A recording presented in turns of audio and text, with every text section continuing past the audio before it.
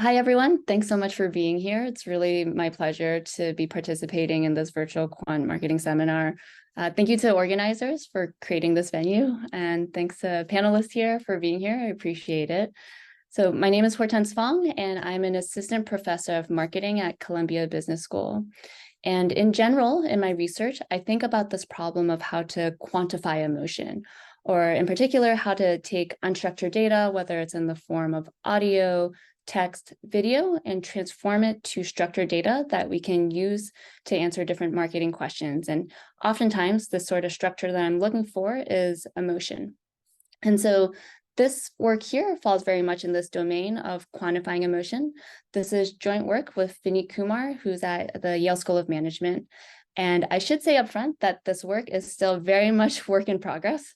So any comments, questions you have today will be immensely helpful as we push this project forward. So the title of this paper begins with, well, at least the current title, I don't know what it's going to end up being, but feeling fine or finally feeling. The idea here is that the language we use can capture how we're feeling, and the feelings or the emotions that we have can capture some very specific information or some very specific nuance. So this idea of feeling fine, you can see it's not very informative. Someone's feeling fine, but what can I do with that? Whereas if we're able to identify more specifically how people are feeling, or this idea of like finally feeling, this identification can perhaps provide us with additional information that managers can use. So you could think, for example, that if customer service agents can better identify how various customers are feeling, then maybe they know how to more appropriately respond. Or you could think if firms can better identify specific feelings behind reviews or tweets, then perhaps they could better monitor different problems that might arise. And so our original going in hypothesis for this project was that the specificity that can be captured in understanding granular emotions could be useful to managers in making different marketing decisions. But so what we did then is we went to the emotion classification literature to see if we could take a classifier, and if we fed it in tweets or fed it in reviews, understand what the emotions are that people are feeling.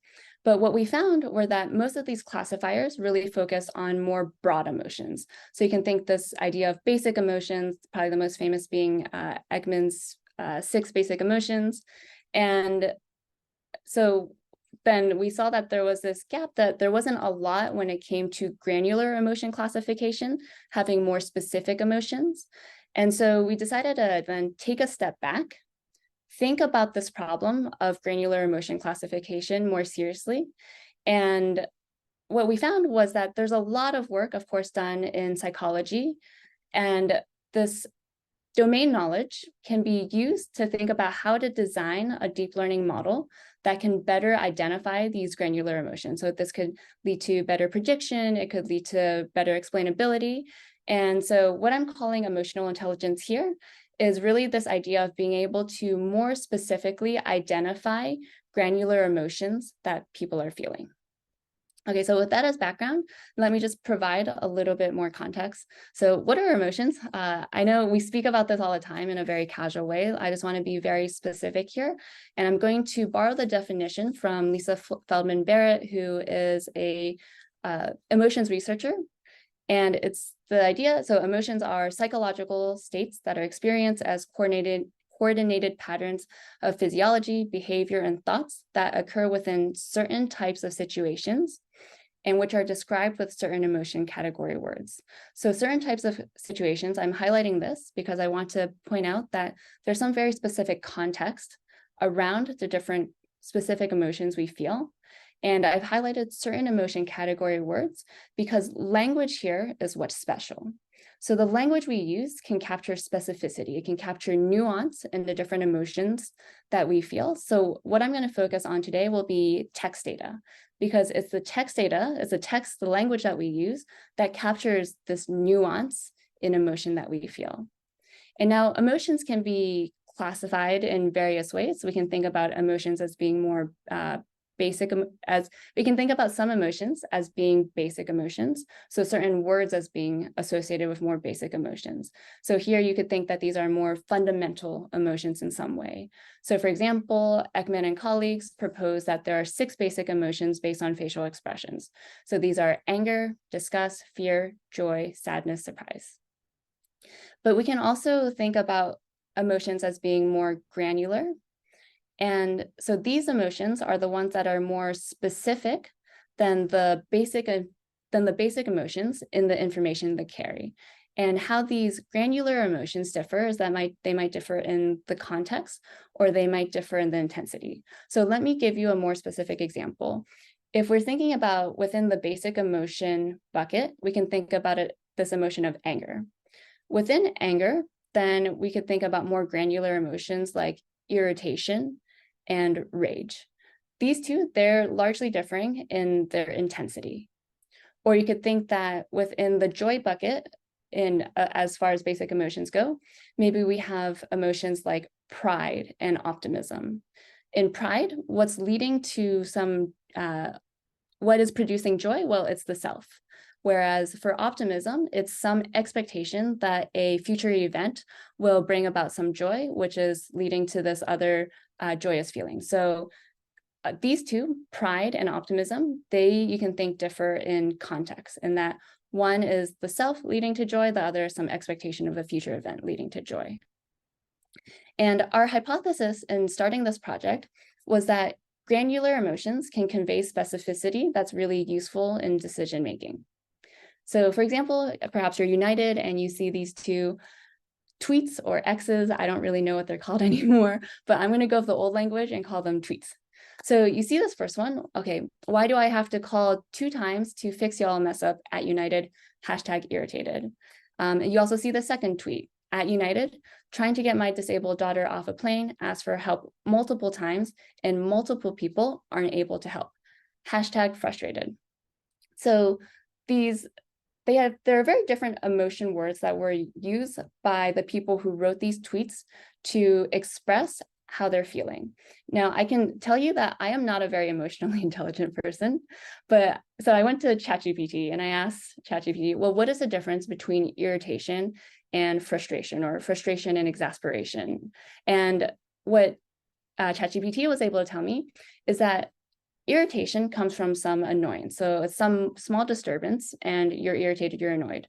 But frustration or exasperation results when you have a buildup of multiple irritating situations. So you can see here that multiple times, multiple people. And so this person, she was eventually fed up. And so then you could think that seeing these 2 tweets should lead to different responses from the manager, because one customer here is probably much more likely to not use United again in the future. So this more specific information, being able to identify how people are feeling, can provide managers with more information. And this idea of being more specific in the information, I'm going to bucket it under emotional intelligence. So I should say emotional intelligence itself is a concept that's a lot broader. But one of the key pillars of someone who's emotionally intelligent is that they're able to identify and manage their own emotions as well as others' emotions. So what's key here is this idea of identification, being able to put a word around how people are feeling. So just to give another example here of how granularity could be useful, you could think that for a given bank, they're going to get a lot of tweets online. So it could be that some of these tweets are about the poor user interface for the online account management. So you're going to get a lot of irritated tweets. You could think that there are other tweets that are related to one branch of a bank in particular, because that branch happens to be very discriminatory against women. If you only had a coarse emotion classifier and you really focus on the basic emotions, what you're going to get is you're going to see that there are a lot of people that are angry with you, and you'll see there are a bunch of angry tweets. But if you have something more specific that can differentiate between those that are irritated and those that are perhaps outraged at this discriminatory bank, then you can more easily and early on pinpoint the problems that might arise with this discriminatory bank. So the point is, our hypothesis is that this granular information is useful to managers. So then now let me go over the main research objectives of this project. The first part will be to focus on the modeling piece, and then the second on the application. So I would say so far we've made a lot more progress with the modeling aspect, and the application is really where we're looking to go next with the model that we've built. In terms of the modeling, what we've done is we've developed a deep learning model to identify more specific emotions, more granular emotions. And to design this model, we've developed a hierarchical classification strategy that's coming from the psychology literature. So we're going to have a two-stage approach here. And this two-stage approach is useful for a number of reasons. So first, it helps to overcome the fine-grained classification problem. And in a few slides time, I'll be more specific about what this problem is. But what we find is that it helps improve the prediction performance of the model. The second is that the psychology literature has found often that over time, there might be mixed emotions. So in a given tweet or in a review, which it takes some time for the person who's writing this content to express how they're feeling, there can be multiple emotions captured. So we want the architecture here to be able to capture this idea that perhaps someone on their first day of work is feeling both excited and nervous. So we want to capture this idea of mixed emotions. And then finally, something that's nice about this hierarchical structure, it also provides an additional level of explainability. And so I'll get to that at the end of this presentation. And then in terms of the application, what we ultimately want to test is whether increased granularity in emotion classification can improve managerial decision-making. I have under here in progress because it is very much in progress. So at the very end, I'll discuss where we are with that. But I would love to hear any additional thoughts you have there. Okay, so with that, let me just high-level overview. What are we trying to do? We're trying to take in some input text. In this case, we're going to work with tweets. And then we're going to input it into some deep learning model. And here you can see I'm not being very specific with what sort of model I'm talking about. And the reason is because at this point, I still want to be fairly agnostic to model. So this idea of using some hierarchical classification strategy can be applied to a number of different models. It can be applied to CNN, convolutional neural networks. It can be applied to LSTMs. It can be applied to transformer models. So we're going to use this hierarchical structure with these different types of models and to see how the structure will impact the performance and the explainability of these models. And then the goal of this model is to predict the granular emotion. So instead of just predicting, say, joy, sadness, fear, disgust, et cetera, we want to capture things like irritation, exasperation, rage, horror, nervousness. And so that is the outcome here. That is the goal here. And I'll also be more precise in defining the exact granular emotions that we'll try to capture. Sorry, Yifeng, your hand's up. Yes. So I guess at this point, I have this general question. Maybe you're going to talk about it later. So the information reflected about emotion that's reflected by the words, can we just learn them from like a generic language model without specific structures about, psychology theory? Yeah, so I guess your question is, could we go to ChatGPT and ask it to tell us what emotion someone is feeling? Yeah, so that's something that we're testing now. And the question is, so yes, I think it can. The question is how well it does it. So the nice thing about GPT is we can also help fine tune this model to see what the classification structure looks like if it's just, say, in some sort of flat classifier. So we're going to take in all that information that's been used to train GPT to make this prediction, or we can also fine tune it in a way where we can impose this hierarchical structure and then also see how it does on the performance. So that's a great question. It's very much work in progress. Yeah. Tong? Yeah, so I'm wondering if it's possible that one input could be classified into multiple emotions, because you can imagine, for example, one text people could say that, oh, I failed this, but I'm still proud of myself because I've worked so hard and I'm hopeful next time I'll do better. So it's a combination of pride and optimism, right? Yeah. And in your application, do you consider that?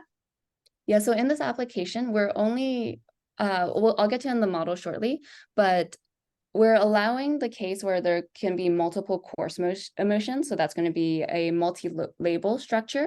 But once we're within one of these course emotions, sorry, so I'm skipping ahead a little bit, then we're not allowing as much, we're thinking about this as multi-class. So I guess empirically in the data, what we see is there are going to be more of these broad buckets, but we see less overlap within one of these fine-grained buckets. Yeah, so I know this, sorry, I jumped ahead. So let me try to answer that in a few slides time. And if it's not clear, please just, ask me then as well. Yeah, Ahmad? And this might also be related to the application, but how do you see the mapping between felt emotion and emotion expressed in text? Because I know that therapists say that when you're angry and then you journal it and then you're no longer angry. But I think in the context of Twitter, I don't think that probably happens. Yeah. So how are you thinking about this mapping? Yeah, that's a great question. And also I hope to get to that in a few later, but as a quick preview, we're going to take advantage of some strange thing that people like to do in social media, which is they like to hashtag sometimes their emotion at the end. So, this is a weird thing. It's like, I just ate some chocolate cake, hashtag ecstatic. And so what's nice is there is this disconnect, right? So oftentimes in machine learning, we collect a bunch of data, we get a bunch of human raters on mTurk to tag this data based on each person's interpretation, perhaps, of what they see. So Ahmad, you write something and I'm going to interpret it in some way, but my interpretation of how you're feeling might not necessarily be how you're feeling. What's nice with the data that we're going to use to train this model is this is self-labeled. So people are self-labeling by hashtagging the tweet that they have here. Yeah. But isn't there this tendency to sort of pile on? There'll be a hashtag called I hate United, and then a bunch of people pile on to that emotion just to amplify it, but not actually feel the emotion. So you're saying they're going to add more tweets because of the tweets they feel. So they'll respond to other people's tweets, or no, they just use a hashtag because that hashtag is it's popular. So it's like maybe complaining about United, saying, I see. Yeah. Yeah, so we're going to be very careful with the exact tweets that we use, of the specific hashtags we use, that will hopefully better capture the more precise emotion, because in this case, it's the precision of the language is what matters. Got it. Thank you. Sorry, Hortense, can I ask two quick questions, and one related to the thing in the Q&A, so I can just bundle it. So the first question related to the Q&A, like, what are the contexts where this granular emotions in the text are important above and beyond any other information you can extract from texts? And so, like, how should we think? Like, maybe you can tell us examples with, like, which managerial decisions you have in mind where it's extremely important to identify. And the second thing I was kind of thinking through when you were saying this, do we care about exact emotion people describe, or do we care about them being precise about what they experience? Because I can use all kind of fancy emotion terminology, but I have no clue what it means because I'm not very emotionally intelligent. And then, like, what do we infer from that? So, like, how do we? Yeah, great. So both great questions. So the first one, it's, in some sense, we're going to need to have some sort of filtering to understand what are the main. So, okay, I would say that what matters at the end of the day will still be the precise words that are used in each tweet for when it comes to making some managerial decision. But what we want is people, we want to summarize all the text data into a few underlying emotions, so so people know where to focus. So, I mean, for the examples I showed, what I want is I want them to be labeled as irritation, or I want them to be labeled as outrage. And then ideally, there are customer service agents who are going to come in and read those tweets and know how to respond appropriately. But that said, what matters is this is automated. So there are going to be a lot of tweets that the customer service agents are probably not going to read or won't be brought up or prioritized because they're not big issues. So it could be that they're very positive emotions, and so people don't feel a strong need to respond, or it could be that they're more neutral, and so also that, like, maybe those people are prioritized less. So that's how I'm thinking about it. I hope that's helpful. So thinking about a prioritization strategy. So to clarify, like the managerial decisions are those where emotion is the end goal. Like you give example of this customer service. I want to know exact emotion people feel to respond. That's the way to think about it, right?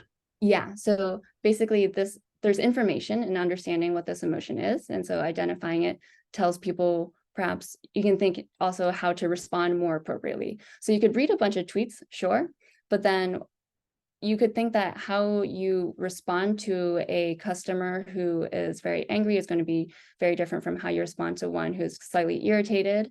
And so you could test this more finely by, I don't know, perhaps like in some sort of field experimental setting, and think about do you compensate them in some way? How important is it to respond to them very quickly? So having these X variables will be useful for managers in determining some optimal reaction. Yes, Jinling, and then sorry, I have one more. I think Andre had one more question, which is, okay, heterogeneity in people's emotional intelligence. So definitely people differ in their emotional intelligence.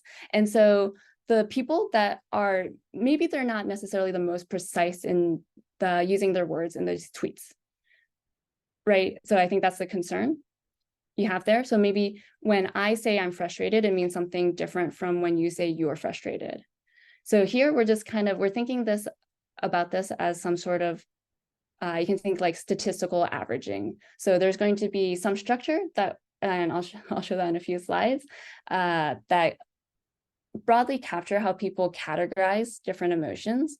And we're averaging over a bunch of individuals and hoping, and just taking I don't know, almost like wisdom of the crowds. And so people can have different emotional granularity, but the fact that they decided to use this very precise word to hashtag their emotion, we're going to take this as a ground truth. So maybe you and I differ in some way, maybe it's a little bit broader, but still the hope is that collectively, the fact that this term is used is enough to bucket some general feeling that we have. So we have dictionaries because they're precise definitions for what words mean. And so maybe we're not perfect, but we're closer than if we were to say like the relationship between irritation and exasperation. Yeah. Okay, and sorry, Jinli, I know your hand was up. Yeah, maybe I'll just ask, and feel free to push back to later when you talk about your data. Okay. This is just around the follow-up to the application of customer service tweets. And I wonder if you worry about the situations where people, they may not feel super angry, but they hashtag, super mad, super angry, just to get the attention of people. Yeah, so they're I can gaming imagine those type of situations that happen quite a bit in these type of applications. Yeah, so there's evidence, and that's like, like you're totally right. There's evidence also in the behavioral literature that people will game their emotions in order to basically extract more from an opponent or from a firm. And so there definitely is this concern that people they're going to recognize this, and they're going to try to bubble this up and game the firm. That is totally possible at this point. I guess I'm not to the point of thinking what is the optimal managerial response, but I think that would be a good question when I think about the application here. So for now, still focus a lot more on the model. I'm going to take the text as given as a ground truth, but as far as the appropriate response, that's a good question, how much to weight the very, say, angry tweets and to, I don't know, take them at face value. Okay, so with that, here, I just want to say that there has been a lot of work done in emotion classification. I mean, there's a field of affective computing.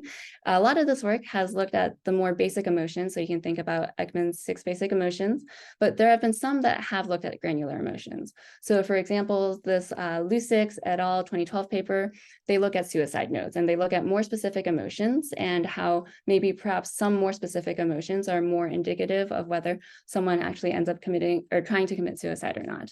You have some other papers that have also looked at other sets of granular emotions. And most of these papers are going to treat each of these granular emotions as a binary classification problem. So is someone irritated? Is someone not? Is someone frustrated? Is someone not? Is someone nervous? Is someone not? And this is going to be a benchmark model that we're going to use. And there's been a lot of work in the emotional intelligence space. A lot of this is coming from psychology. So there's a bunch of evidence that basically says people who are better able to identify their different emotions, are more emotionally intelligent, and this leads to all types of positive outcomes. So people who are more emotionally intelligent are more likely to, when they apply for a job, they're more likely to get the job. So on and so forth. And then more specifically in marketing, there's a lot of work that shows, emotion is information that people will use in their decision making. In this next paper, there's this idea of gaming emotions to extract more from their opponents. And then there's a bit of work that looks at emotional intelligence in salespeople and how that impacts sales performance outcomes. So what we're trying to do here is, first, we want to make a contribution to this classification literature and having a model that can classify granular emotions well. And we're going to do this by imposing some structure from the psychology literature. And then the second piece is then we want to apply to this problem of, well, does having this granular emotion information help firms, basically? So earlier I talked about this fine-grained classification problem. And the idea is that this granular emotion classification problem is a hard one because there can be very small interclass variation, but very large interclass variation. To put this in English, what I mean is individuals might use very different word patterns when they're feeling the same emotion, but similar word patterns when feeling very different emotions. So for example, we have these two buckets. So sadness would be under the sadness bucket and exasperation would be under the anger bucket as far as coarse emotions. You can see here that these two tweets end up using many similar words. So they both relate to customer service. They both have references to time. So tonight versus waiting 30 minutes. And so different coarse buckets, but a lot of similar words used, making this a difficult task to separate out just by looking at the words, how people are feeling.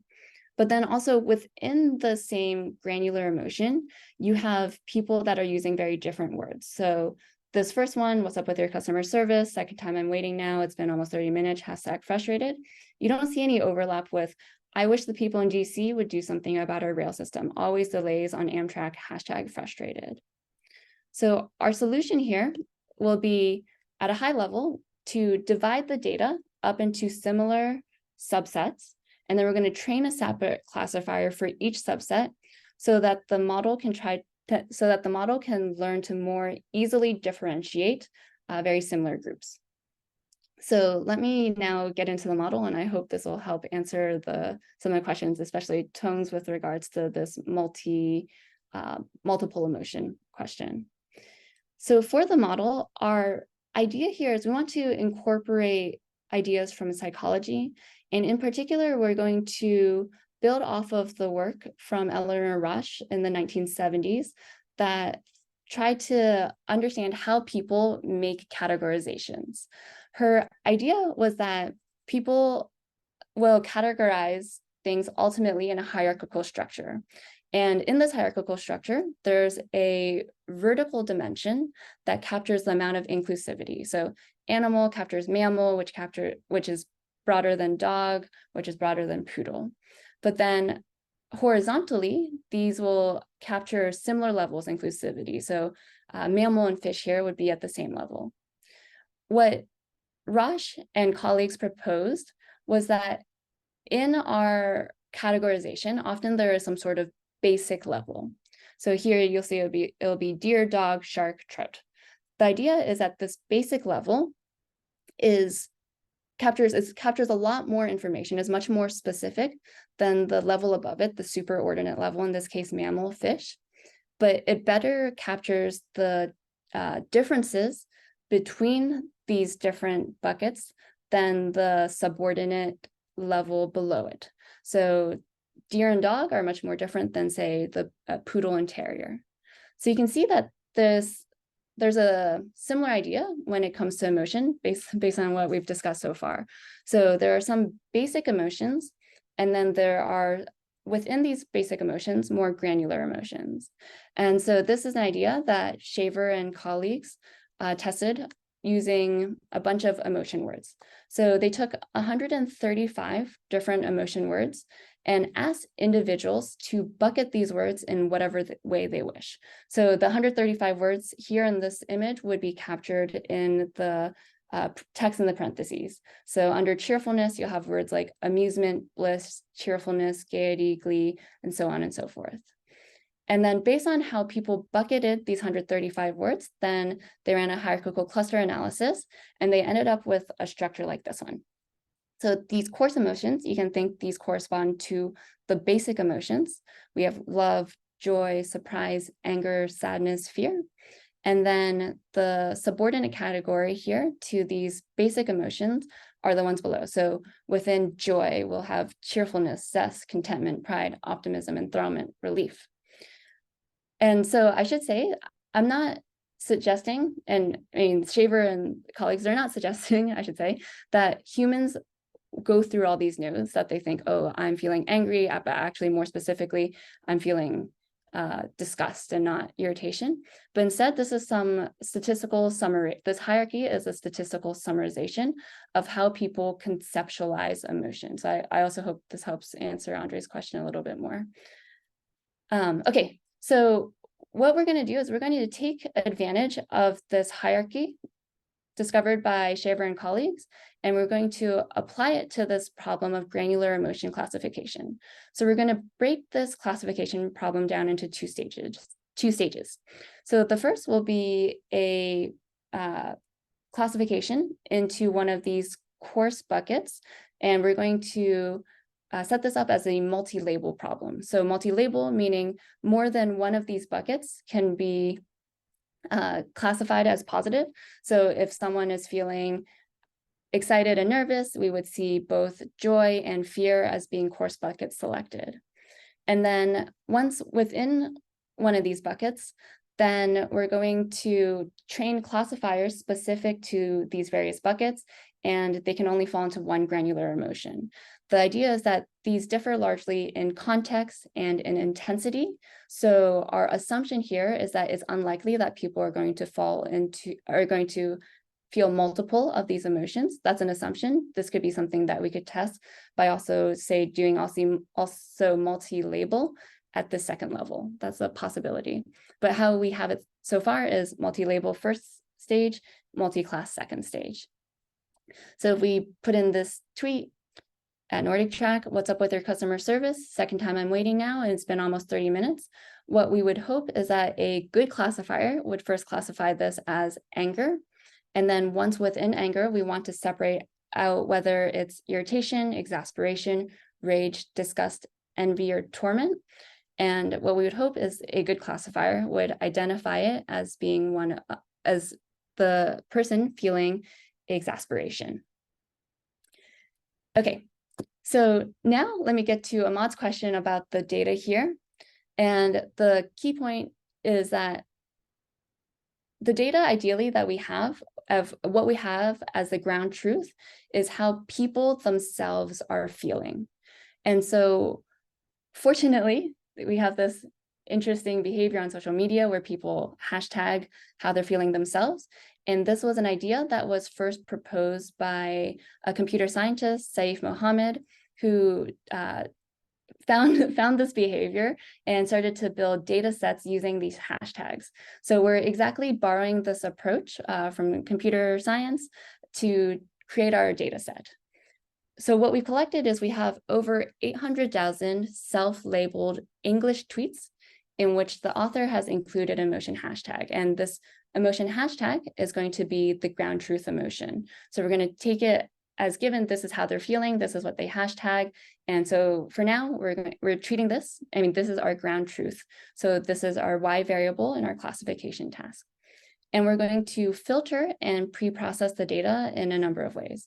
So in terms of the data filtering, we're going to only use original tweets. We're going to remove any retweets because they're largely, they're duplicates. We're going to remove any tweets that have URLs because it's been found in past work that typically these tweets are more informative in nature versus trying to capture some sort of emotion information. We're only going to keep tweets that are at least 5 words long because we want there to be enough information to have some emotion expressed. It's also been shown in past work that when hashtags are near the end, they're much more likely to indicate how the writer is feeling. We're only going to allow 1 tweet per author just to try to remove bots from getting into our data, and we'll remove any duplicate tweets here. And then as far as the data pre-processing, we're going to begin just by lowercasing all the tweets. We're going to replace any user mentions with @user just to make this more generalizable. Emojis often capture a lot of information, so we don't want to drop these. We're going to convert those to Unicode. And then finally, we're going to strip the emotion hashtags. And the reason we're going to do this is because these are what we're trying to predict. So if on the right-hand side, we have @NordicTrack, what's up with your customer service, ... Our input becomes @user, what's up with your customer service. And then our label then is exasperation, or this is coming from the hashtag frustrated. And this falls under the exasperation granular emotion from Shaver's hierarchy. Okay, so now let me just go over the benchmark models we're going to compare against and the ones that what we're proposing here. So there are many types of neural networks that could be used in this case. We could use a CNN, convolutional neural network. And what's nice about this model is it's not going to look at, say, 1 word at a time. It can look at bigrams. It can look at trigrams, so 2 words at a time or 3 words at a time. We could use an LSTM model, a long short-term memory model that captures long-term dependency. So you can think emotion is a fairly abstract concept. So you would imagine that text that's early on in a sentence is going to likely impact later on in a sentence. So this LSTM model could be a very appropriate one. We have bi-LSTM model. Is this a variant of the LSTM where we're going to start from both the beginning and the end? So we can capture information both directions. And then we've also started to train transformer-based models. So we have BERT, Distilbert, and I'll show you the results at the end. I'd say they're still pretty preliminary. So I'll give you a preview, but I want to validate them some more. And then we also have, we're also now testing with the GPT's model. The benchmark here would be the flat classifier. So this is what's typically been done in the literature in the past. So we're going to take in a given text, and for each granular emotion, it's a yes, no. Is it irritation? Yes, no. Is it nervousness? Yes, no. And then what we're proposing is this hierarchical structure. So we're going to take in this text. We're going to, at the first stage, have this multi-label problem. So we're going to try to predict one of these coarse emotions, and we're going to allow for mixed emotions by allowing multiple of these. And then within each of these coarse emotion buckets, we'll try to classify a more granular emotion.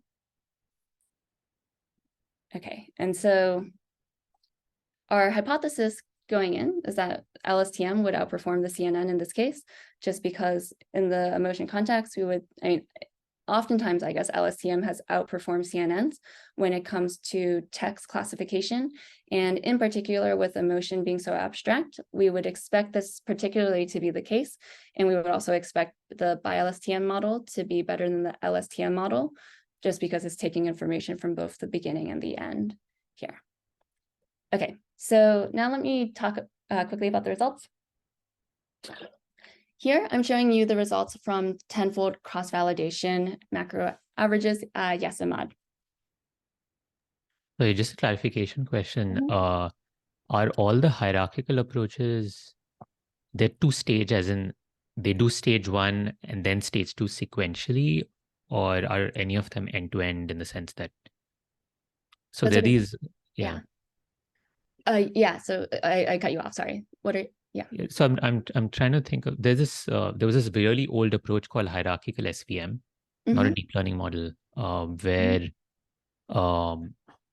so they take a tweet, assign it to a bunch of classes, and they have a loss function that's similar to the standard loss function, but they also have this penalty which says you can't assign a tweet to 2 classes that are far away in the tree. Yeah. And that way, kind of, you have one objective function and you don't have 2 stages. You just have this single optimization loop. So I'm wondering if is that in one of the baselines over here? Yeah, it's not. I think that would be another good benchmark to test against. But so far, how I've operationalized it is completely separate. But I think that's a really good idea, and that would be a good benchmark to also compare against. Yeah. Thank you. Yeah. So what I have here is we've broken up the data into different chunks. And so we're going to train on 80%, validate 10% to determine the hyperparameters, test on remaining 10%. We'll do this for the 10 folds of the data and we'll average the results. But before I get to that, Tony, you have a question?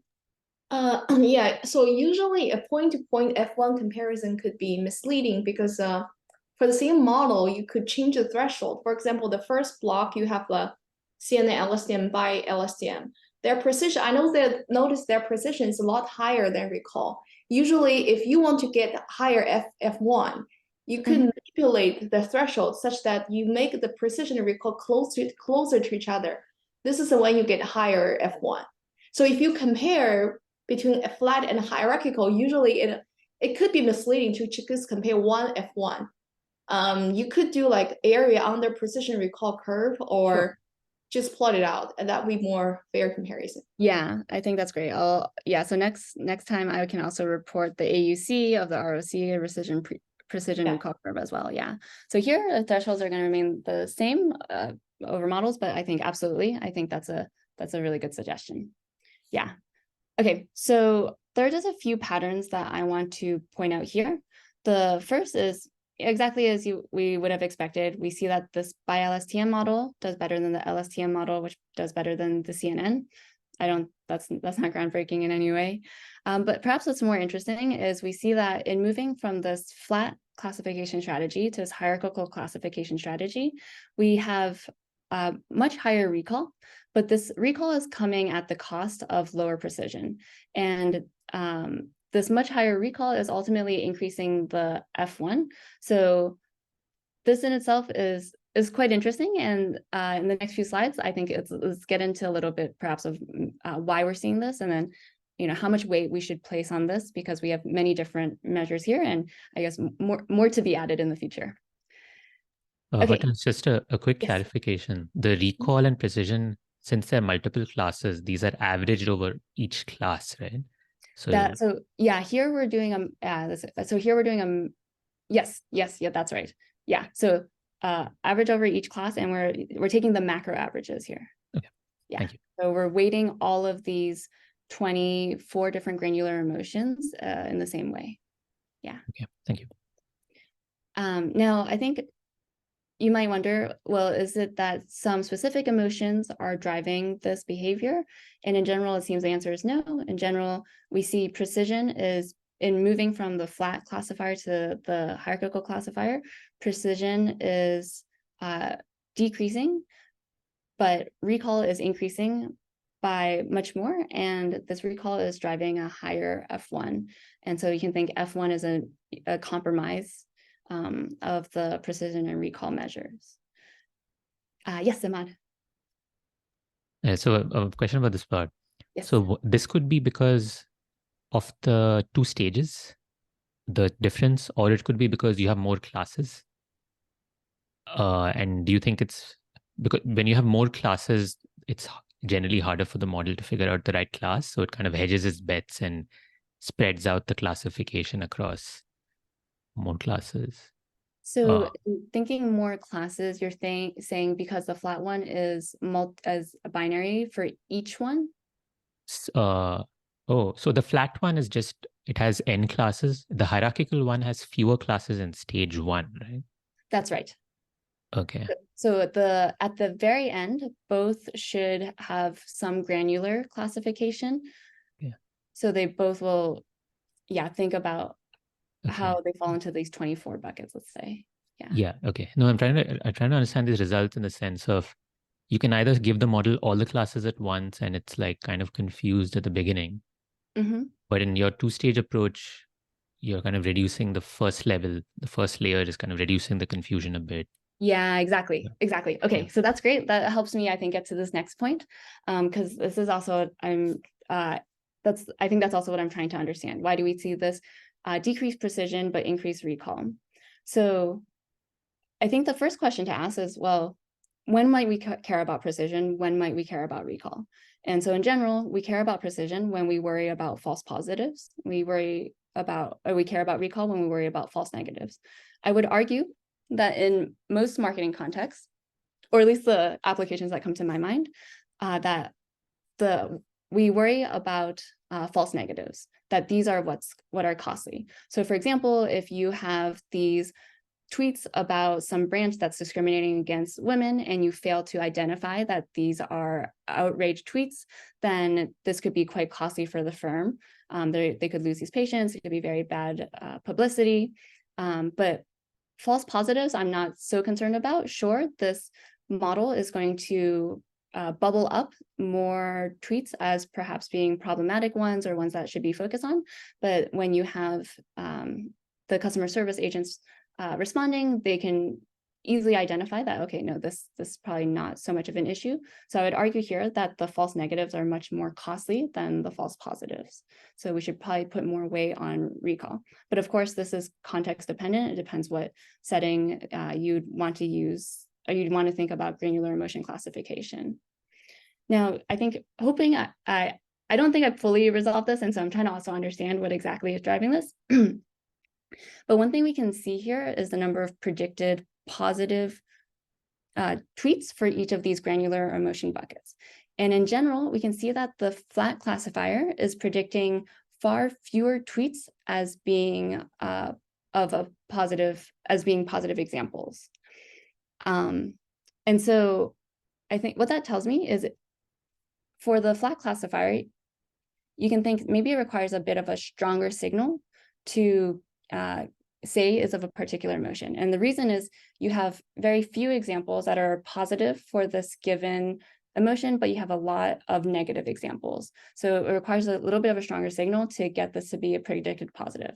But then for those that are predicted positive, there's a higher proportion of them that are true positives.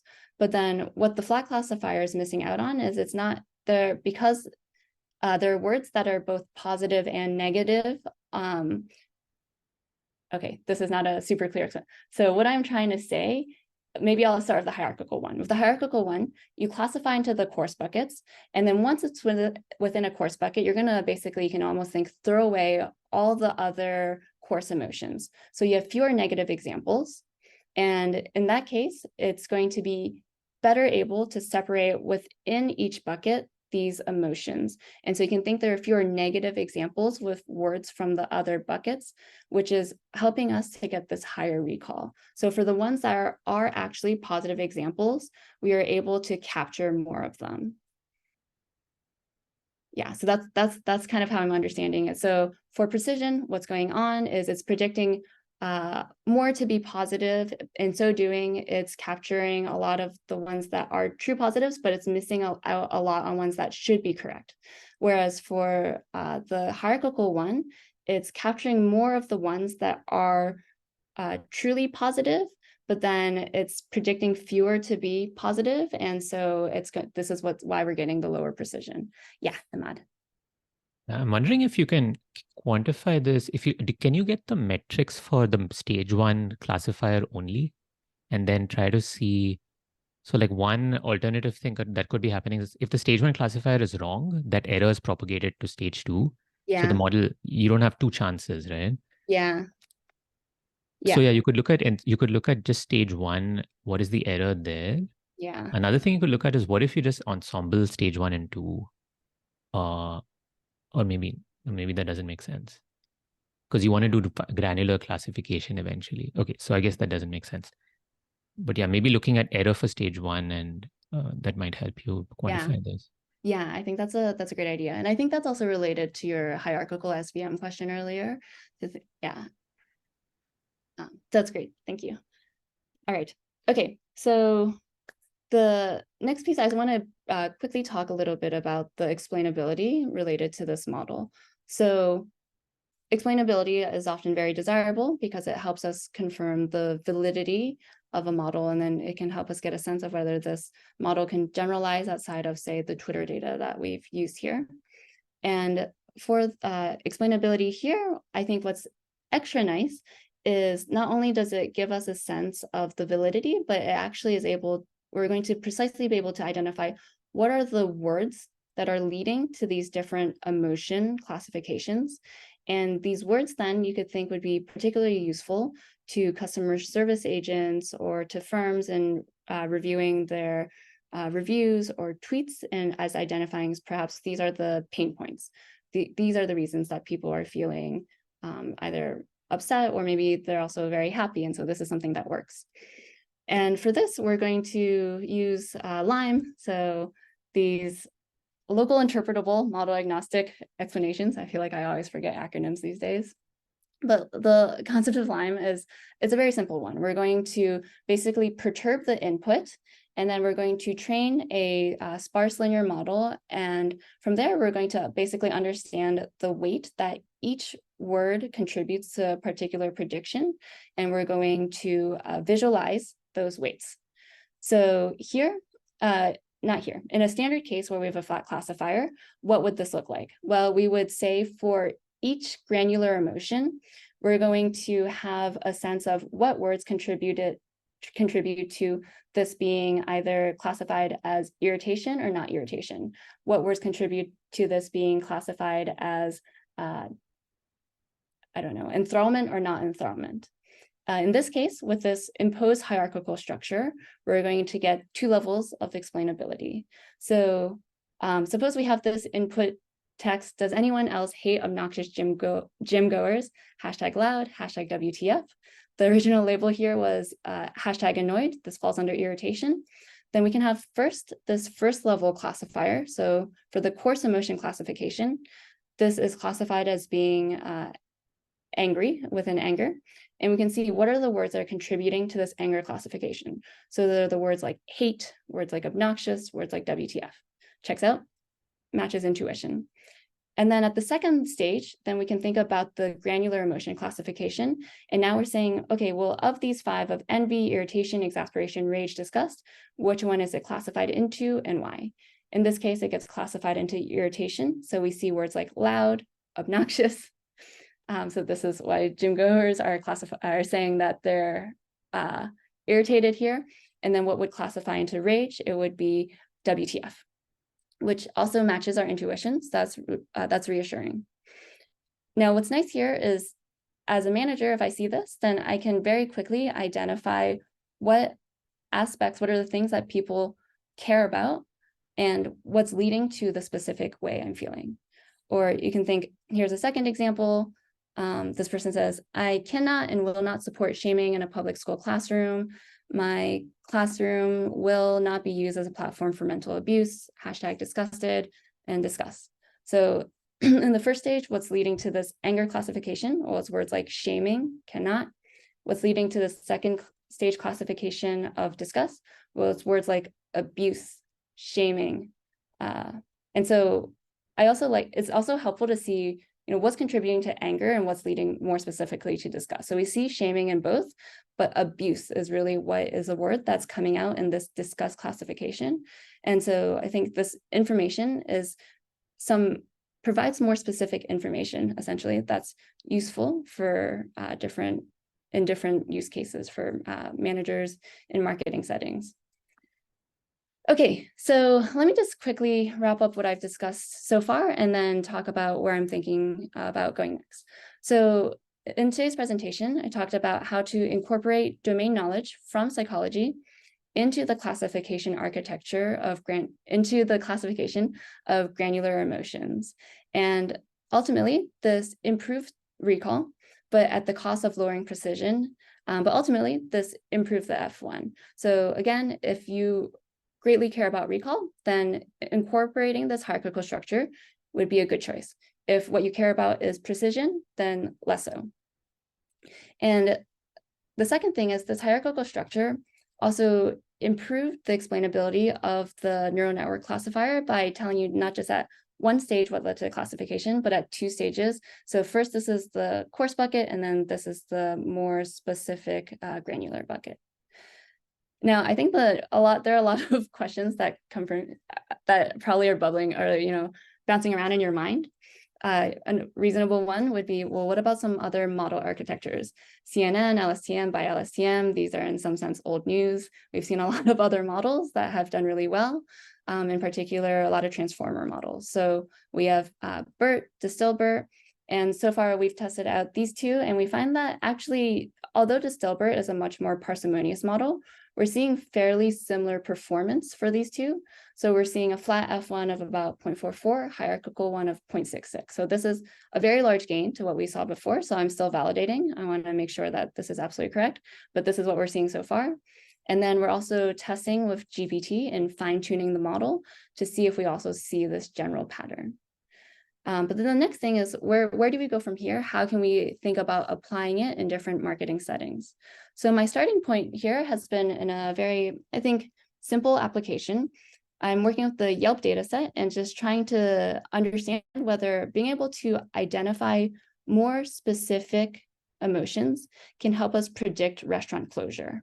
So if we compare a model that has just the coarse emotions versus one that gets into more granular emotions, which emotions are more associated with restaurants that close versus not, maybe which positive emotions are associated with restaurants that close versus not. But I should say this is where I've started because I've been able to find the data relatively easily.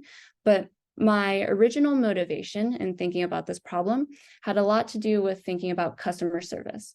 So of course, customer service agents, they come in with very different emotional intelligence levels.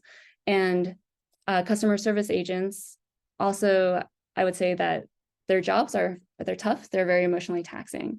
So the idea that we originally had was if we can offer a classifier to these customer service agents when they're responding to customers to give them a sense of perhaps how people are feeling and why they're feeling those emotions, then they can more appropriately respond. And ideally, this would lead to better outcomes for the customer service agents themselves and also for the customers. So here this was the initial motivation, but it turns out that getting data relevant for this or having the opportunity to test this in a field setting is quite challenging. So still trying to figure this part out. So that's all I've got. Thank you all so much for your time. Happy to take questions now. If not, you can reach me via email here.